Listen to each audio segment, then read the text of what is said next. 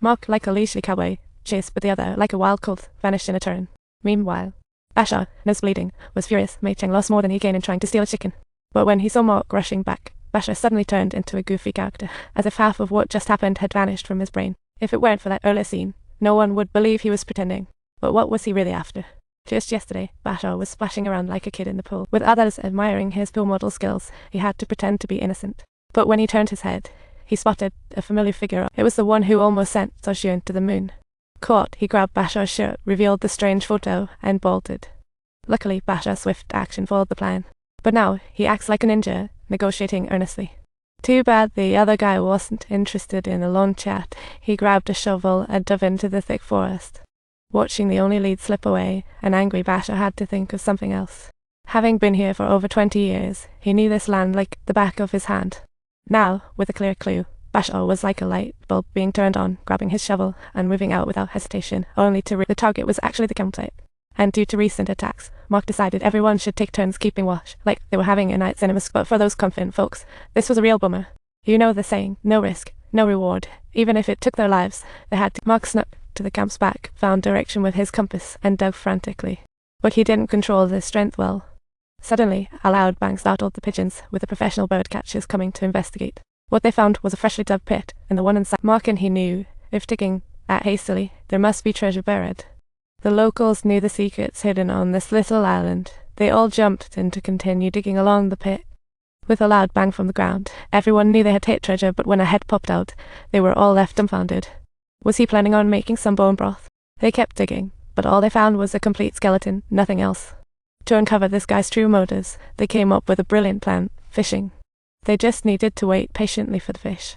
And sure enough, that reckless guy returned during the boredom. But at that moment, he had no idea he had walked right into their trap. With a terrible scream echoing, everyone rushed out to check the commotion.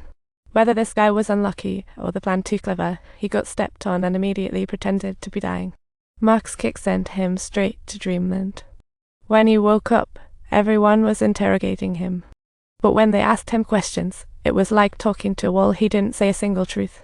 He claimed he was a loyal servant, that a sudden plague had unfortunately taken his two masters, and he was just trying to retreat. But before he could finish his sob story, Dojun couldn't help but walk away. Because just last night, he confirmed that this head had the clear big bullet hole. It was evident this master didn't die of illness. Obviously, he was no refugee. As the dagger hovered near his throat, the man was in total panic, unsure whether to reveal the secret of the island. 20 years ago, this guy tried to peek at Wang Gong for bathing, but saw him dig up a heavy chest. Wrapped in long chains, it looked cumbersome. He didn't know what was inside, but his husband cared a lot and sealed it in a custom vest.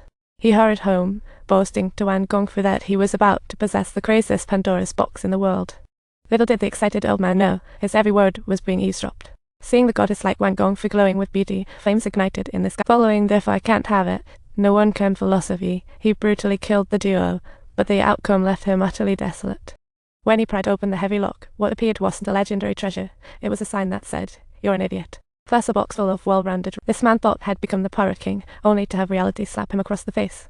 Countless times, he barely survived on the island, only to be treated like a madman. Seeing no way to escape, he could do nothing but stare at Dojun, waiting until he healed to sneak away and continue searching for the island's secrets. But little did he know, some people are destined for greatness. Sampang, a professional geographer, was gearing up to map out the island in detail. While he focused on creating the island map, a swarm of bats suddenly flew out from the cliff above, almost giving him a heart attack. Coincidentally, they flew towards a hole just big enough for a person, and this discovery piqued Sampang's curiosity, so he dove right in. But once inside, he was no longer calm. It was spacious and bright, with signs of human habitation everywhere. Could it be that the Persia lived here? To see more clearly, he struck a match, only to be nearly sickened by what the light revealed. The walls were covered in bizarre images that could be seen as gibberish to anyone else.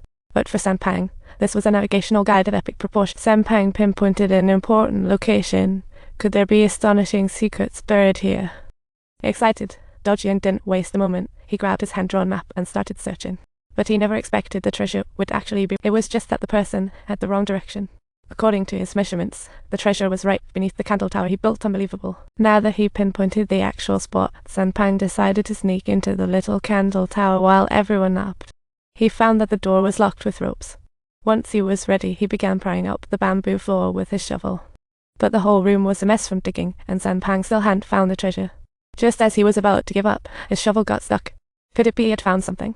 Excited, Senpang was all over the place, finally seeing a treasure chest and preparing to haul it out when